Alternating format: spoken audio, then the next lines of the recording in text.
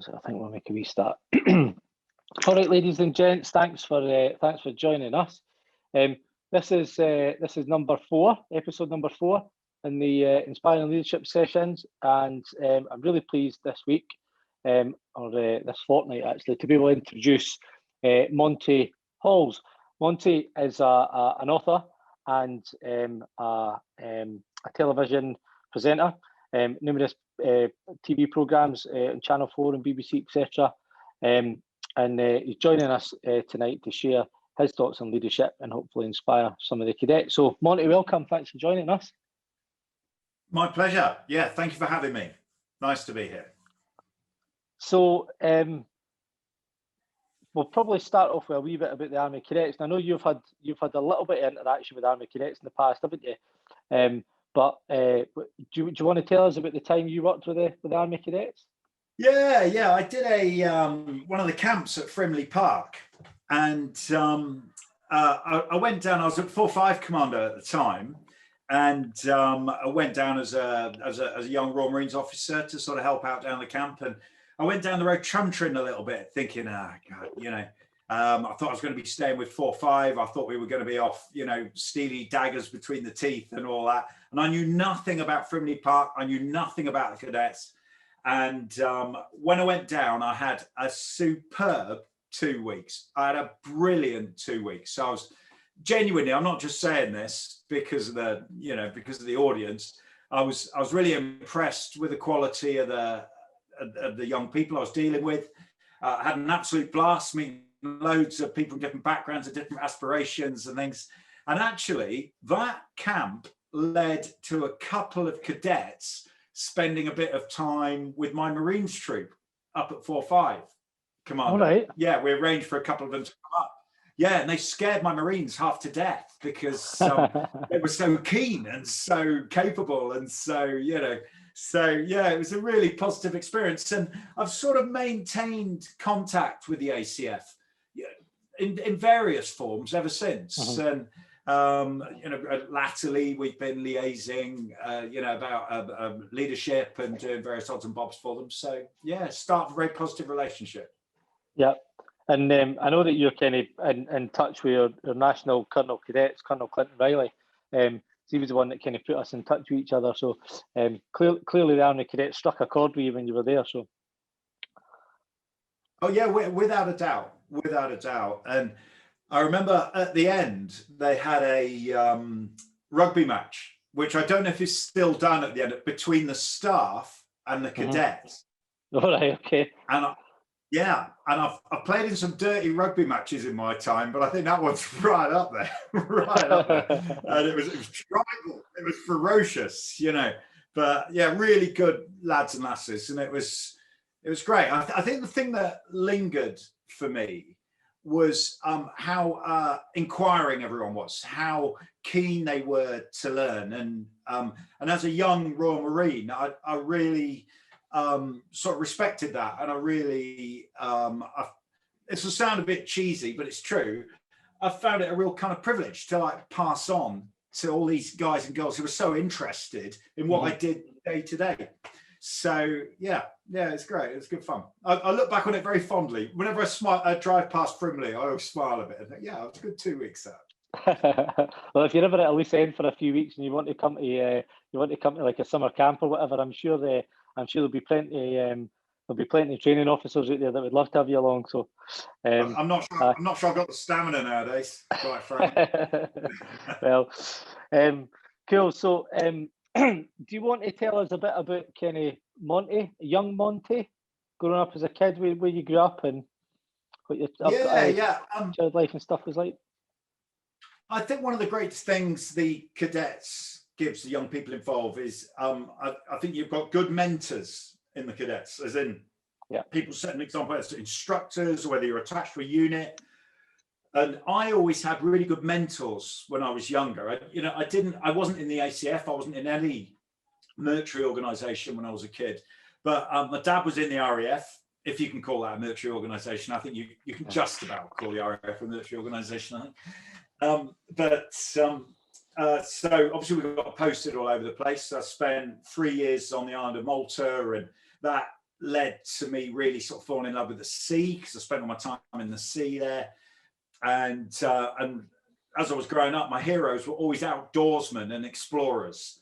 So Tor Heyerdahl, Gerald Durrell, you know, these were my heroes. These were the people I aspired to really want to be. And that sort of really drove me outdoors. But I had really good mentors helping me do that at school as well. You know, I had a really great English teacher who, and these talks are all about leadership, aren't they? These discussions are all about leadership. Yeah. If you want a really good bit of leadership, that English teacher showed really great leadership, because sometimes it's all about judgment, actually, and it's all about spotting potential and thinking, okay, where are the points that we can really work on with this otherwise quite errant kid? And I was a little bit errant in that all I wanted to do was play rugby, and we had some woods behind my school, and just go into those woods and build dens and dam up streams and things like this. And he spotted that I really love wildlife, and he went out, and with his own money, he bought me a book called How to Be an Amateur Naturalist by Gerald Durrell, and gave me that book and said, right, there you go, off you go, Sonny. And that was sort of the start of the path being set, really. So yeah, I was always very outdoorsy, but I think that applies to an awful lot of people.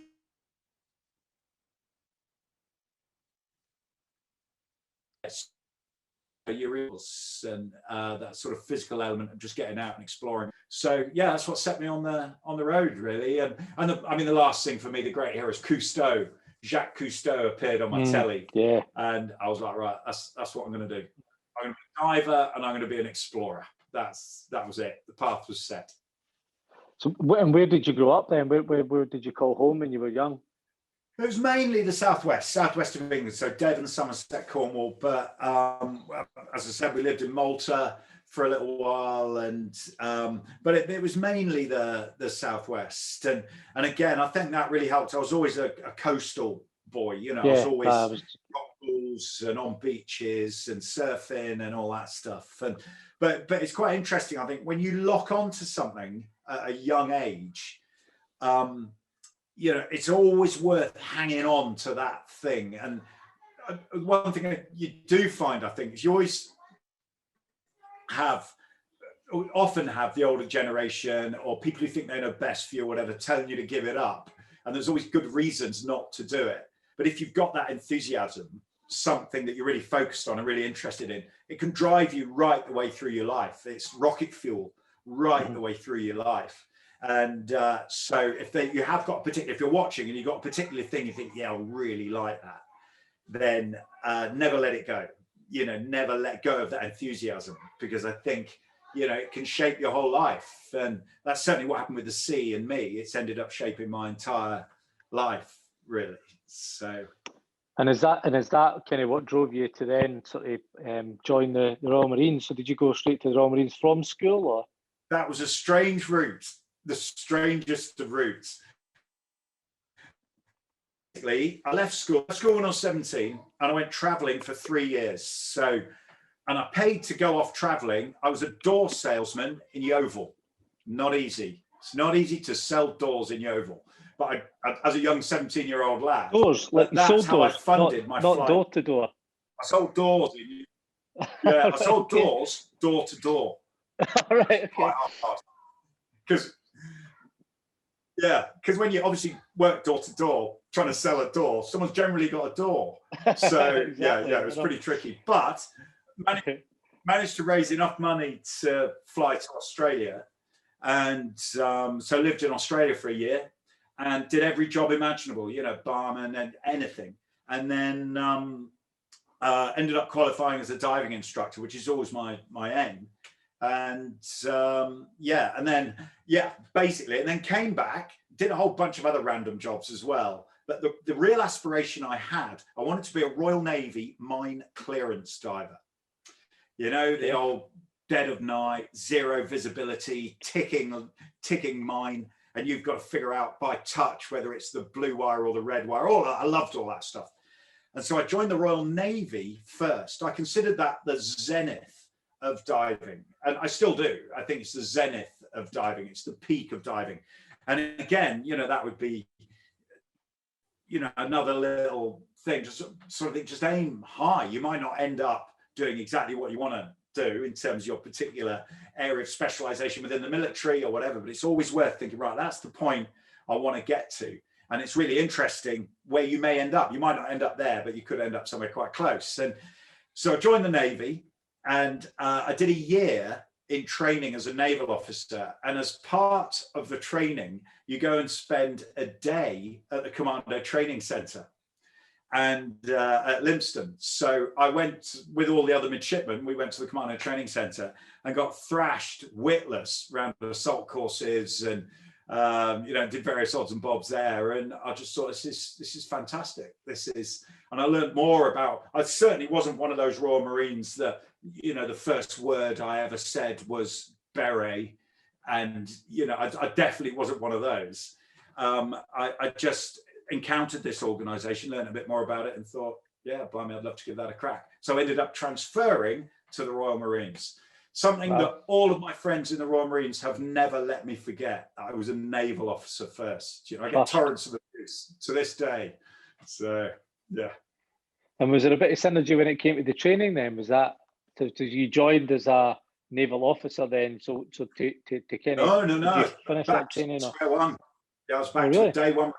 Yeah, so I'd done a year of training as a naval officer, and then so back to day one as a Marines officer, and then did the training as a bootneck as a Royal Marine, and which was cheeky, it was hard, but there can be a perception that Marines, paras, all that sort of stuff is this clique, this kind of.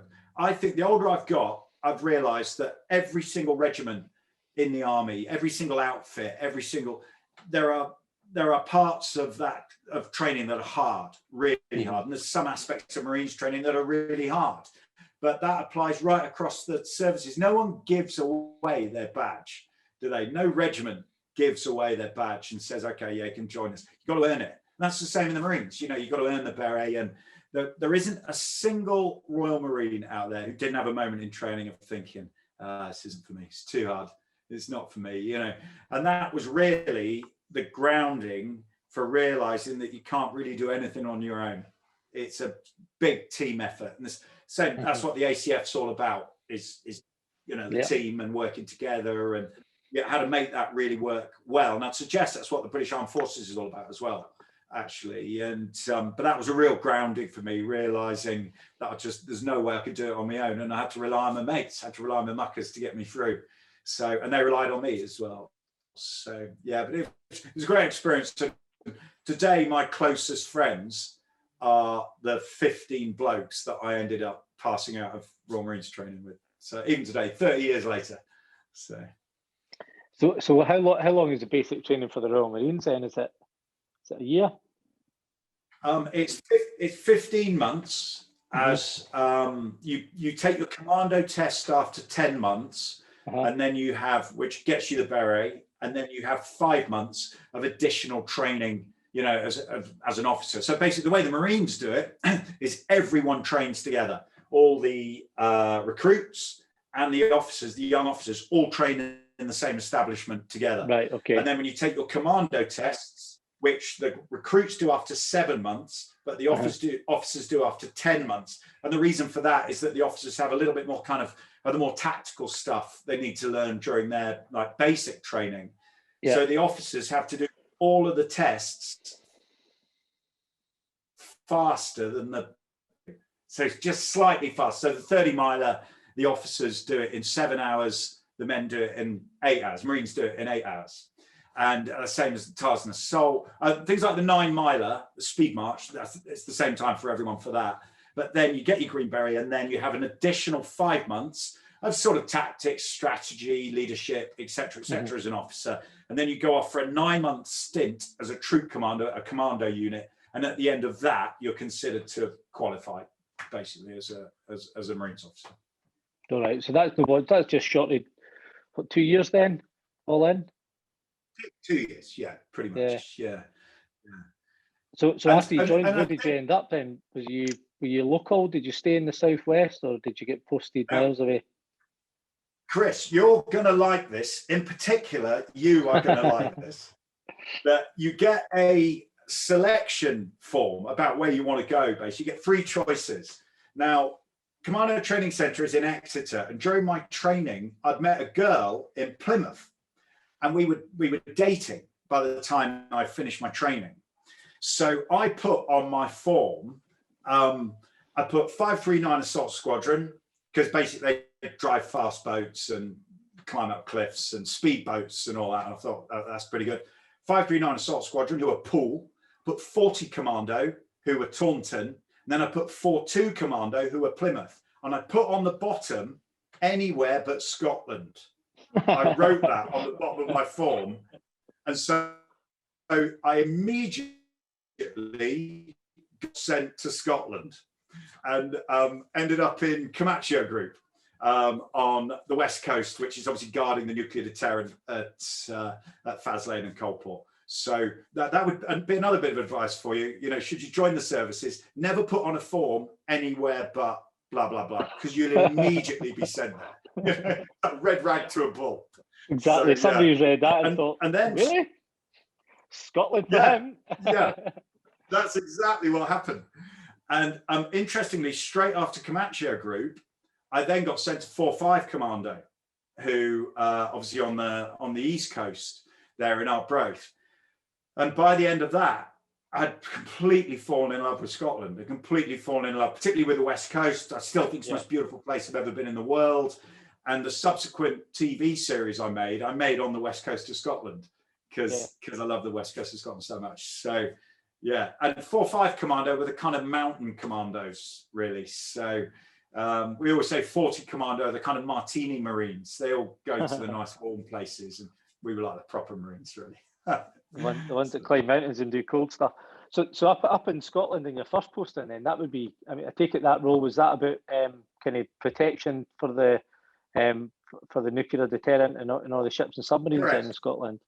Correct. Yeah. The one of the conditions of having the nuclear deterrent was that and it was a condition I think that NATO put in there, is that Royal Marines had to guard the missiles.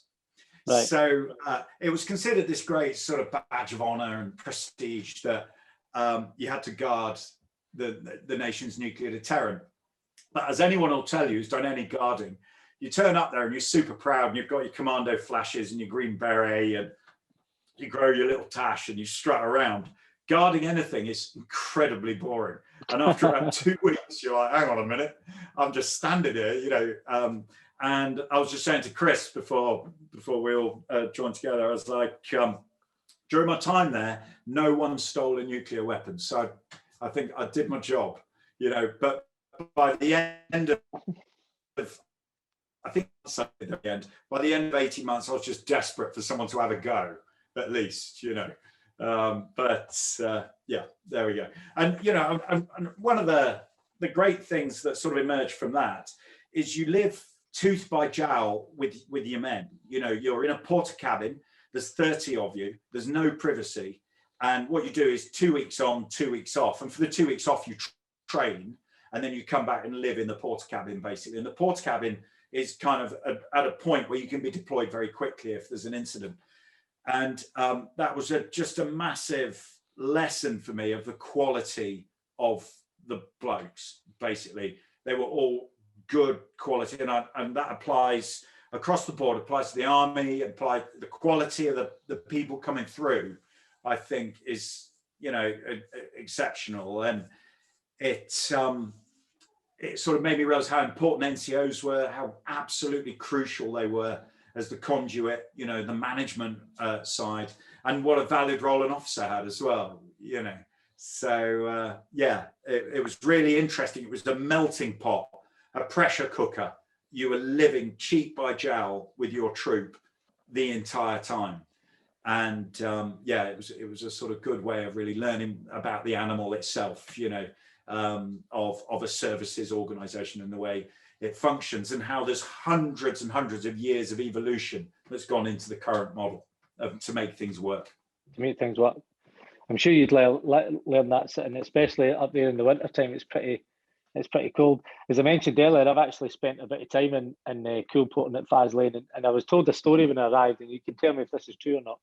So we used to see Royal Marines going up and down the hill protecting the nuclear missiles when they were moved from kind of ships and submarines up to the bunkers. But I was also told that the Royal Marines were all in kind of like bashers around the hills and in the woods and stuff in the event that somebody tried to come up over a hill somewhere. Was that true, or is that all just fairy tale? I couldn't possibly divulge. I couldn't possibly divulge. Let's just say it's obviously something that's taken extremely seriously. You know, it's a thing that, you know, there's a certain level of readiness. If someone did have a go, they would have a pretty emotional time if they tried to pinch one. Let's put it like that. But there is also that, you know, there's a danger, isn't there, of painting a services career as being all glamour and all kind of, you know, you'll know, Chris, everyone involved in the services knows there's a heck of a lot of quite boring things as well. And you've got to take that. You've got to take the rough with the smooth with all that. And I remember one of my young Marines standing on a jetty once, and because one of the subs was coming in, and there he was all tooled up and, you know, like I said, being a commando, standing there, freezing cold, bored. And as I went up to him, it was his turn. He was off stag, and I was just saying to him, "Look, all right, you know, the other lad's coming down now." And he said, "No, leave me here. Can you leave me here?" And I thought, "Oh, that's outstanding. You know, good for him." And he was like, "No." He said, "I've been throwing stones at jellyfish, and I've hit 4. And if I hit 5, I'm an ace. I become an ace. It's official. I'm going to tell the lads." It turns out that's what the lads were doing. You know, they're on the edge of the jetty trying to hit jellyfish. And if you hit 5 during your stag, you became an ace, jellyfish ace. So, but they were. It was interesting because we had a couple of exercises where obviously it was an exercise, but essentially where we trained for someone having a go, and watching them switch, you know, from these genial, you know, young professional lads to doing the job was always really impressive. You know, it was kind of, as I said, it's a good setup up there, actually. It's quite well put together. It's quite clever, really, the way it's done. So. Interesting stuff. But at least you can say you've kind of been behind the curtain, you've had a look there. That's a lot of people didn't get to see it for the other side. So you went to 4-5 Commando, and so when did you leave the Royal Marines then? How long were you? How long after that? Was it a couple of years, or were you in it for quite a while? I left in '96, so I left a long time ago. But I stayed in the reserves for a little while. Went off and did a marine biology degree, and then when I finished the degree, I paid for the degree by running expeditions to all sorts of parts of the world. And I charged my clients to go off and travel with me, you know, to take them places, lead them places. And this leads very neatly onto the next point about what the ACF gives you and what a services life gives you. And again, myself and Chris were chatting about this before we came on air. Yeah. That it made me realize that the combination of doing a marine biology degree, becoming this sort of expert in the marine world, as it were, the ocean world, combined with the skills I'd learned as a Royal Marine, which was sort of a prevailing in difficult environments, teamwork, logistics, organization, leadership, etc., was a good combination. And the point here is that the skills you learn in ACF and in the services they make you a chameleon when you leave. You know, because just about everything in life is project management. And that's what the services do. They do project management. They teach you how to manage projects in difficult environments, you know, with changing scenarios, and logistics, leadership, organization, management, communication, all of that stuff. And those skills are really applicable in just about any environment you come across. So it was a really natural segue for me to leave, do this marine biology degree, and then suddenly start leading expeditions all around the world, really. It was an easy transition. And never underestimate those skills that you acquire in the ACF to do that. You know, they are really applicable in almost any walk of life I'd say. I don't know if you agree, Chris, but I think No, you yeah, know, totally. almost any walk of life. You've hit the nail on the kind of head, and it's interesting actually. I left the army. I was a young army cadet, and then I left the army cadets to go and kind of start my own business. And about 10 years later, I went to it was a kind of young entrepreneurs kind of ball thing, and I got asked to say something and kind of stand up there and talk for kind of 5 minutes, and then somebody asked a question, and they said. And it was kind of all business speak, but kind of what tools did you have in your toolbox when you first started out in your business journey?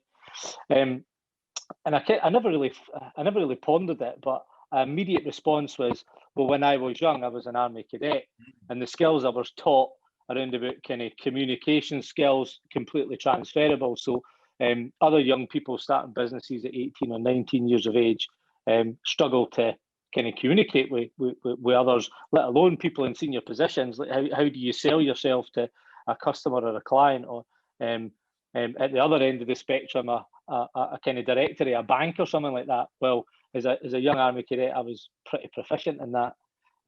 Some simple things like being able to iron a shirt, polish some shoes, and turn up in a respectable way.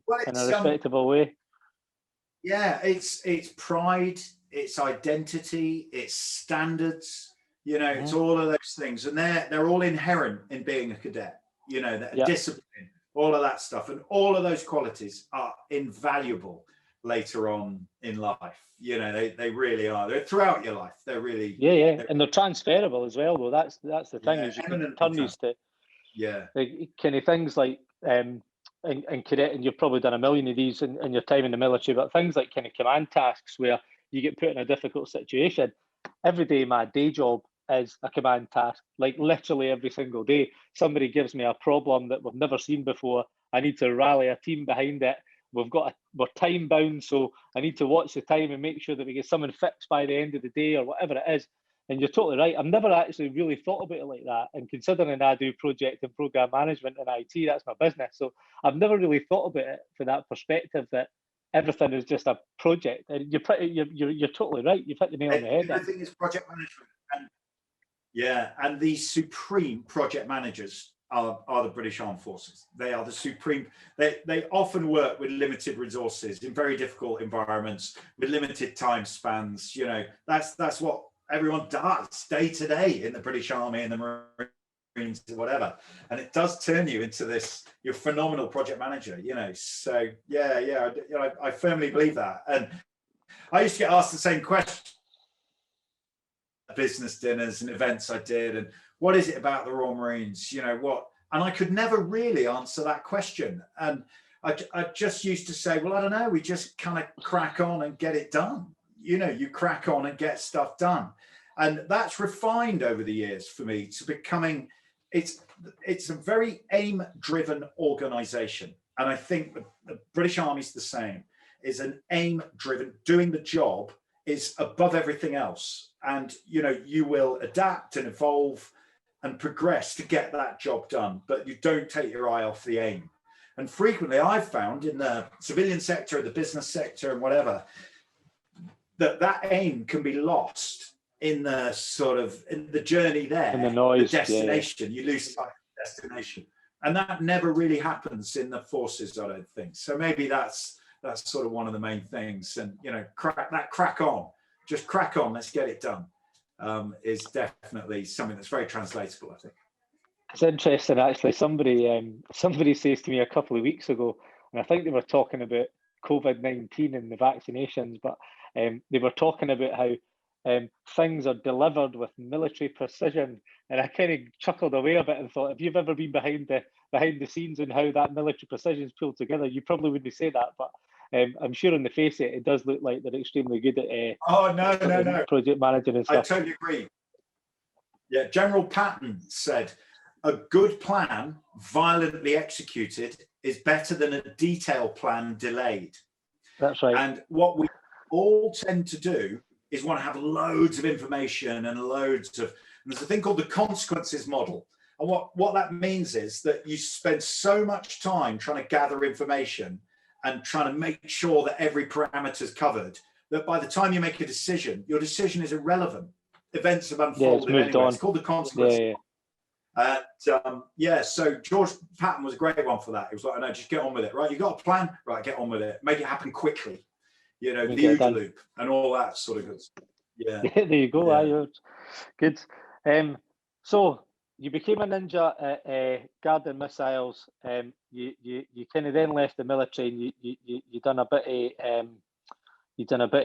of sort of taking people away on expeditions and stuff. How did that end up with you kind of presenting TV programs and stuff? How did all that come about? Yeah, well, we ended up hosting camera crews and taking camera crews to remote environments and looking after them. And one day it was in the jungles of Central America, in the mountains of the moon, the Raspaculo Basin, in the year 2000. And we were part of a team that was trying to get the first ever underwater photograph of a rare species of crocodile called a Moralex crocodile. That sounds completely safe. A great story about how we ended up getting that photograph. You know, because I think the other great thing the services have or give you is the ability to cuff things, the ability to cuff something. And when we went into that pool, it was me and a mate, a guy called Dave Bowden. We didn't have a clue how to take a photograph of a rare species of crocodile, you know. And we ended up with a kind of face-off with this big lizard with issues, this dinosaur with issues. I've got a shot of it with its mouth open like that, and its teeth, and us holding the camera thinking, is this how you take a photograph of an angry crocodile? But we became the story of that thing. It was a series called Uncharted Territory. Ended up being a series on ITV. So that's how it happened. And that leads neatly to the next point, actually. That I then went back to the UK and did a bit of work in the Ministry of Defence and as a Royal Marines Reserve officer. And a mate of mine answered a phone in the MOD. He was just walking past. It wasn't his phone, but it was ringing. He thought, I'll do the right thing, you know. And he picked it up and answered it. And it was Channel 4 looking for a Royal Marine or a para to take part in a series called Superhumans. And that was 10 tests devised by the experts at the kinetic laboratories in human performance. So that's memory, endurance, fearfulness, you know, blah, blah, blah. There were all sorts of sleep deprivation. And they wanted a Marine or a para to take part. And my mate was like, oh, Monty would do that. He'd enjoy that. So he came up to me and said, oh, do you fancy doing this thing for Channel 4? And I was like, yeah, why not? And it only dawned on me a little while afterwards. I was like, wow, this could be a break for me. This could be something that actually leads to a career. And so that leads to the next point in terms of the leadership thing. Every now and then in life, you get those moments, I think, those seminal moments when you're like, hang on a minute, this is my moment. I need to own this moment. Because if I just let it pass me by, it's gone. This is not going to come back. It's gone. I've got to put all my resources and effort and enthusiasm and drive and energy into making this moment happen. Because I'm not going to get many of these. I think during the course of your life, you get 6 or 7 of them if you're lucky. And for me, that Superhumans moment was one of those moments. I thought, oh, no, I'm really going to give this a crack. Actually, I'm going to train up and I'm going to... And so we had a world-class boxer. We had a millionaire. We had a world champion jet skier. We had an explorer, world champion freediver, blah, blah, blah. And there were 10 contestants and an old hairy bummed bootneck Marine, you know. Ninja at Guardian nuclear missiles. Yeah. And, but I ended up winning the Superhumans thing. And that was it. It all kind of took off from there, really. So the combination of the ITV thing and that Channel 4 thing. But like I said, I think knowing the moment is so important. Thinking, yeah, this is a big moment for me and I need to own this moment. You know, not be intimidated. Yeah, not be cowed by it, the enormity of it. Just think, right, I'm going to go out there. I'm going to own that moment. I'm going to smash it. And it's interesting. It's actually something we spoke about on our last episode, actually, with Brian Wood. And Woody was talking about kind of a bit about making your own luck. That kind of people talk about you being lucky, but there is an element of making your own luck, which is, I suppose, in a scenario like that, walking past the phone ringing is pretty lucky, right? But you could have just kind of, hello, not hung the phone up or kind of disappeared with not taking advantage of it. So Yeah, I think as well, it's recognizing, taking a moment to recognize the moment, to think, yeah, this is big. I need to really put 110% behind this, because I'm not going to get a moment like this again, you know. So it's sort of the cognitive process of thinking, yeah, you know, this is a biggie. And then another program I know you were involved in was the World War II kind of Great Escapes program. Interestingly, the Italian episode, which covers the kind of escape for the across from Italy over the Alps and into France, is a really interesting one. There's a society called the Escape Lines Memorial Society, or the Elm Society, and every year they run a kind of walking battlefield tour type thing, which is completely funded by them actually, and they take groups of cadets. So that's kind of Royal Marine Cadets, the Naval Cadets, Air Cadets, and a group of Army Cadets every year. They can go over to Italy and they can walk the kind of route. Now they don't walk the whole route like you did, but they kind of walk sections of it, I think. So you kind of do 20-30 kilometers in a day, and then you get bussed back to your hotel again. Then they take you out to the end, and then you walk the next 30 or 40 kilometers. So it's a good 5 or 6 days walking. But that's when I first came across your Great Escapes episode, which is and the Italian one was absolutely fantastic. I really enjoyed watching it, and it's what inspired me to actually lead a group of cadets on that. Now, unfortunately, it was cancelled due to COVID, but we're hoping that it'll go ahead this year. So I'm really looking forward to it. So which one of the Great Escapes was your kind of favourite then? What one did you enjoy the most? I think the Italian one was, because what we had was a group of people who, you've got to understand that not everyone did the right thing under those circumstances. And we're talking about civilians and the people who escaped. So an awful lot of prisoners of war became very accustomed to their incarceration. They were like, we'll see the war out, it's fine. Whereas there were others who said, no, I'm going to do the right thing. I'm going to honor the badge. I'm going to get out of here. And they never lost that ferocity and that desire to get away. And so again, that leads to another point, is often, I think, leadership is just doing the right thing. And we all know what's the right thing and the wrong thing. And a great expression is sometimes it comes down to making the least wrong decision. Mm-hmm. And you could say escaping is the wrong decision, because it's going to put your life at risk and potentially you won't get back. You know, you could stay within the camp, but what's the least wrong decision? You know, everyone we spoke to who'd escaped and made these epic escape and evasions across Europe back to the UK, they all wore it like a badge of honor. They were like, yeah, I did the right thing. Not everyone in that camp wanted to escape, but I got out. I did the right thing. 74 years later, they were all like, yeah, I'm a bit special. I'm a bit different, me, because I did the right thing. Hips were down, you know, they had a glint in their eye and a set to their shoulders and a lift to their chin. And that applies to the men and women who escaped. So SOE operatives, special operations executives, operatives, resistance workers, partisans, blah, blah, blah, down pilots, whatever. But it also applied to the civilians who helped them. And the reason the Italian episode stood out so much is we managed to reunite a woman called Rosina Spinosa with a serviceman called Len Harley. And Len was 98 and she was 96 when we reunited them. And they'd been looking for each other for 74 years, basically. So that was a really special moment for us, you know.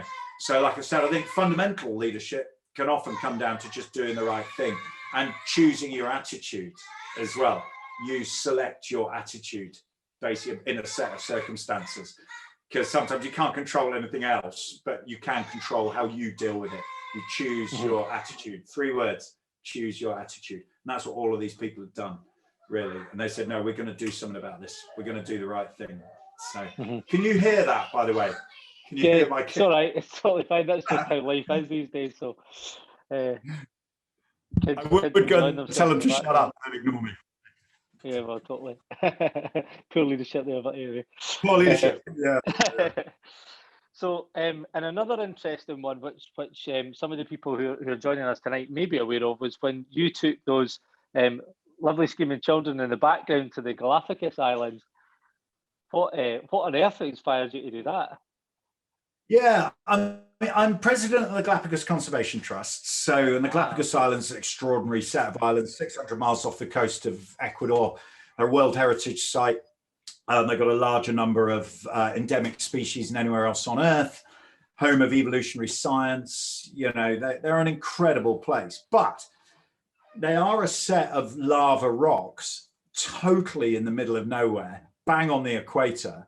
And I was going out there with two red-headed toddlers, basically. Because we just wanted to go out and find out what the real issues were around the islands, what it was like to live on the islands, what it was like to be part of that community.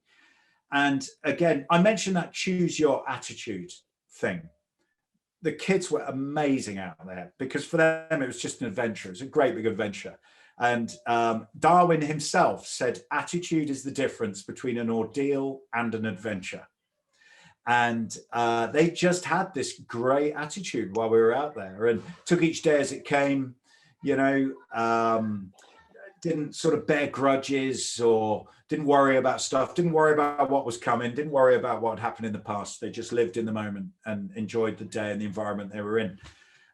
So yeah, it was a great experience. We went out there twice. We made 2 series of the show, and yeah, it was life altering particularly for Isla, our oldest. It was absolutely life altering, and she's definitely going to be a marine biologist, or you know, whatever. It might be a Royal Marine. Who knows? You never know.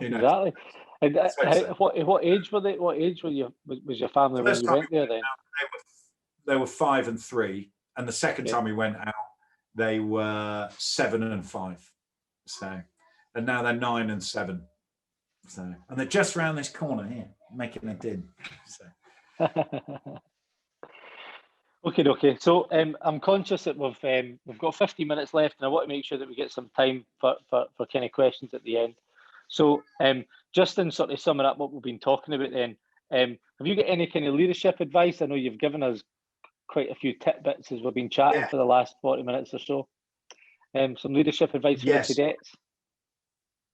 I definitely have, and I'm going to nick this from my mate. My great mate, Tim Wiggum, who he's a fantastic leader, and he sort of lectures on leadership now and works with blue chip organizations around the world. And he came up with a brilliant summary of leadership for me. So this is from Tim, this isn't from me, but it encapsulates the trick of leadership, I think.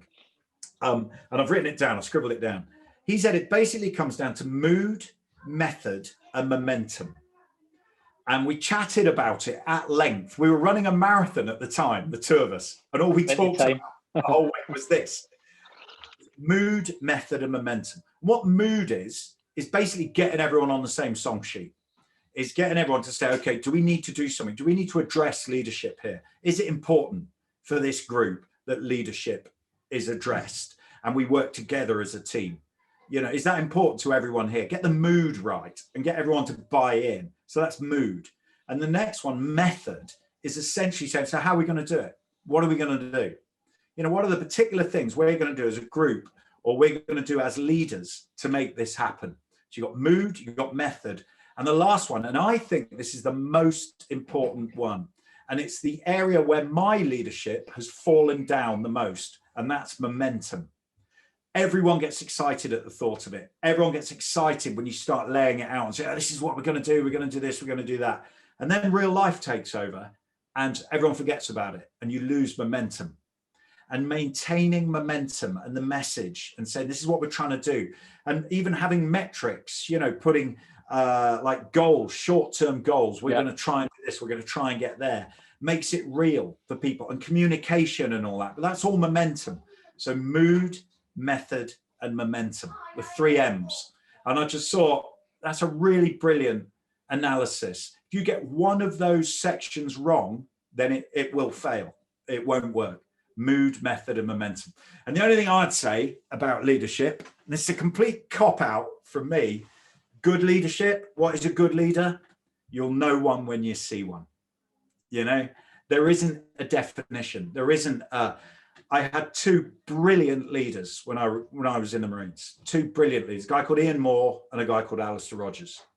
Ian Moore, all over the place, hilarious. His admin was appalling, but he was funny, inspirational. Everyone loved him. We would have run through brick walls for him. But he was the least organized human being I've ever met in my life, catastrophe. Al Rogers, incredibly well organized, meticulous, quiet, intellect, thought everything through, brilliant leader. And he replaced luck. There was no luck involved in anything Al did. He replaced luck. So good leadership, you'll know it when you see it, basically. So, yeah, those my bits of advice. But I'd say that mood, method, and momentum thing is really good, really clever. So. No, it's really good. I've never heard it put across like that, but that does kind of hit a chord there. I think it's a good way to summarise it. Thanks for that.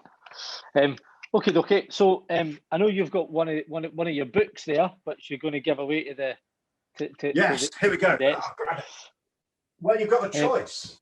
You can have. You get a choice. Wow. Yeah.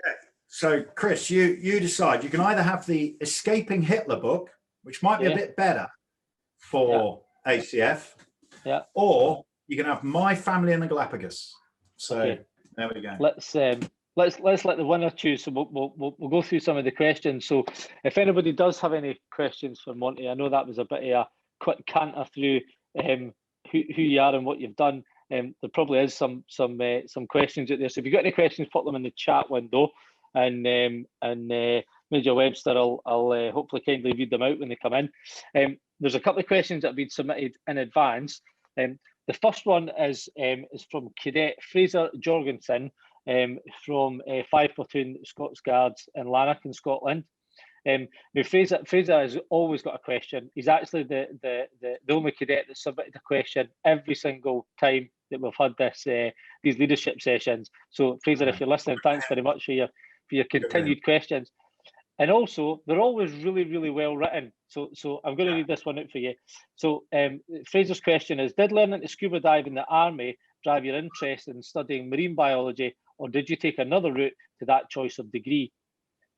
Yeah, good question. Good question. No, I didn't learn while I was in the Navy or while I was in the Marines, strangely enough. But I always did it as a hobby. I always, had that interest in, obviously, in the marine environment, and I was an avid diver and underwater photographer. And my travels with the Marines around the world, I always found the nearest set of dive kit, and then I'd go. And I hit a kind of seminal moment, actually, where I realized I was more interested in the things I was running over on the beach than the things I was supposed to be shooting at the top of the beach. I hit this. I remember chatting to a mate of mine about it and saying, Mark, I'm more interested in the rock pool that I took cover in than the we were supposed to be assaulting. And I was 29 then, and I thought, if I'm going to pull the pin, then now's the moment. I don't want to leave it too long. But I would never look back, I hasten to add, on that period within the Marines with anything other than huge pride, and gave me so much to go forward with. But so I wasn't officially a diver in the Marines. I was just an avid hobbyist, really. All right, good, thanks. Another question here. What was your biggest challenge in taking the family to the Galapagos? Yeah, oh blimey. I mean, I was mad for it. Because I'd done a fair few trips to the Galapagos, and I knew the islands, and I knew how magical the kids would find it, and Tam, my wife, would find it. Isla, what was your favourite thing about the Galapagos? Isla. Oh, moles. What was your favourite thing about the Galapagos? Moles? Sea lions? I mean, I really liked going on the boat. It was going on the boat. That was exciting. We saw 4 turtles. 4 turtles. That's true. true. And we saw a manta ray. It wasn't even like 9 o'clock in the morning. That's true. I remember that. Yeah, I remember that. And that little lagoon near where we live, Concha de la Perla. Oh, Concha de la Perla. Amazing. That's where we found the giant mulberry, and I was dancing with a sea lion under. That's it. So there you go. In a nutshell. There you go. It was a challenge. Did you find it hard out there? I liked it, but it would have been better if we had our friends there. Yeah, that's true. That's a neat summary from Isla there. That the isolation. Cheers. Thank you. The isolation was hard. You're properly in the middle of nowhere, and it's almost like camping for 3 months. Now we all think that'd be great, but there's no drinking water there, so all your water comes in these big plastic things. Electricity cuts out all the time. There's no internet. There's no, and they didn't have their muckers there a lot. They didn't have their mates there, you know. So, but no, I didn't find, and to answer the question, I didn't really find any of it challenging. It's a magical place, and I'd really recommend going. You know, for the second stint, we lived on a proper desert island, and we had I'm a surfer, so we had a fabulous surf break 20 feet away from our house. So end of the day, I'd just go for a surf, and there'd be marine iguanas, pelicans overhead, turtles in the surf with me, you know. So yeah. And then I came back to like a challenge at all, especially if you're into that sort of there stuff. were challenging elements. If Tam wandered past, she'd say, "Oh God, yeah." You know, day to day, it was hard. Also, because you're on an island, you get limited food supplies as well. So you had to make and mend a lot food-wise, and there were challenges to it, but no, it's great. Good, thanks very much. Right, I can see some questions popping up in the chat. Gina, do you want to run us through them? Yeah, there's quite a few questions, Monty, about what has been your lowest point and how did you overcome it in various guises? Well, what a good question. What a good question. Because give context to that question. I got asked to do a talk at a school, big posh boarding school. And I said to the headmaster, "What would you like to talk about?" And he said, "Oh, just tell all the students, it was all the students who were leaving, just tell them how fantastic life's going to be and how successful they're going to be and how good it's going to be." And I thought, and I said, that's rubbish. You're going to fail again and again and again, because that's what life is. You know, you fail, you know, things go wrong, things don't work out the way you want them to work out. And you know, I want to be Bear Grylls, but I'm not Bear Grylls. You know, I'm like Badger Halls. I'm this cheap imitation. You know? You've used that before. Yeah. And so that failure thing is really important. I've had several points, as you all will, as we all have in life, where life's gone like this. It's ridiculous to think anyone's life goes like this. And, you know, there was one point when I left university, I couldn't get a job.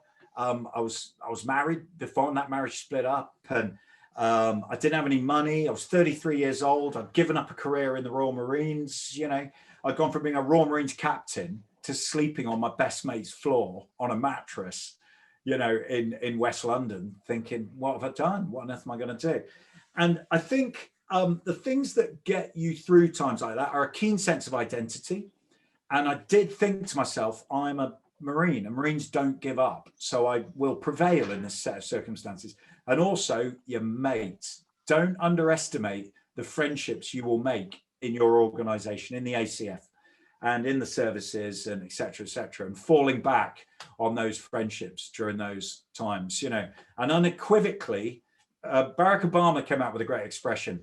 He said, the hard times are when iron turns to steel. And it's the hard times that make you. It's not the easy times that make you, it's the hard times. And so we've all been through a ridiculous year, haven't we? A really hard year. But the mere fact you're here tonight and you're tuned in and you're still engaged, it means you've got something about you. You know, you've carried on and you've stuck with it and you've got through it, and you'll be a better person for it. You know, so the hard times, you know, really make you what you are. And I think we've all had, during lockdown, we've all had ups and downs, haven't we? You know, interestingly for me, don't want to turn this into a therapy session, but for me, last week was really hard because we'd nearly finished, you know, and it's often towards the end that it gets really hard, you know, and the kids were going back to school, but not quite, you know. And yeah, you know, I think it's those moments that you look back on and think, yeah, all right, fair enough. It's perfectly logical that you don't feel yourself at times like that, but you get through it, you know, and you muddle through. And failure is the cornerstone of success. There's no doubt about that. And every time you fail at something, you learn a little bit something about yourself, and you're a little bit stronger as well. So remember, iron turns to steel during tough times. So, That's a good quote. Thanks. So following on from those tough times, there are also a couple of questions on perhaps people who've inspired you to follow your dreams or overcome those challenges. Are there those key people or person that has inspired you to do that? Yeah. Well, this will sound cheesy. I don't want to be cheesy, but it's unavoidable, sadly. Whenever you deal with a TV presenter, they're always going to be a bit cheesy. The kids are really inspirational, and I'd stuck something on Instagram actually, just saying they've been a real example to me during this period, because they looked out for each other, and also they've just taken each day as it comes. You know, they might be a bit down one day, but they're fine the next day. You know, and they're very much that choose your attitude thing. They really choose an attitude and just, okay, today I'm going to have a good time. I'm going to enjoy myself. I'm not going to worry about yesterday or tomorrow. Today I'm going to have a good day. So in terms of the sort of wider heroes, obviously Gerald Durrell was a massive hero. A guy called Blondie Hasler, who led the Cockleshell Heroes raid. Phenomenal leader, amazing leader. And that incredible raid, Operation Suicide, as it was subsequently named. You know, he's an incredible sort of inspirational figure. Yeah,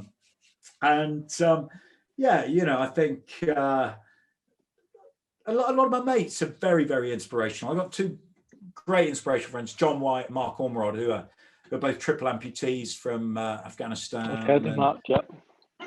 Yeah, incredible characters. They've just cracked on. They've just got on with it. And it puts all of your sort of issues and problems and whinges and moans in perspective when you look at these two incredible characters. I mentioned iron to steel, by the way. We ran an event last year called the Royal Marines Iron Challenge, where we did a iron distance triathlon down here in the South Coast. And we used Royal Marines to kind of staff it and all that. And I think the ACF, Sally Orange, has got involved in next year. She ran it last year. This year, she's put the shout out to the ACF. So just to come and help out and steward, and even if you know you want to have a go or whatever. So yeah, and these incredible characters will be coming together for that event, September the 19th. There you go. You heard it. September the 19th. South Devon. It's funny, Sally actually mentioned that just quite recently. I was speaking to her just during the week there on social media, and she mentioned it. So, all right, good. Any other questions? Finally, there's a final thread, I think, because I think we're coming to the end, Chris. About, is there anything else that you want to achieve in your life going forward, or is there anything you still want to do? Blimey, masses of things. I definitely want to do.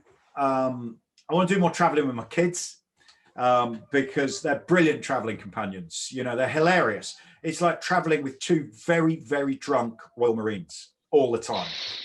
You know, they're up for anything. They're up for any adventure.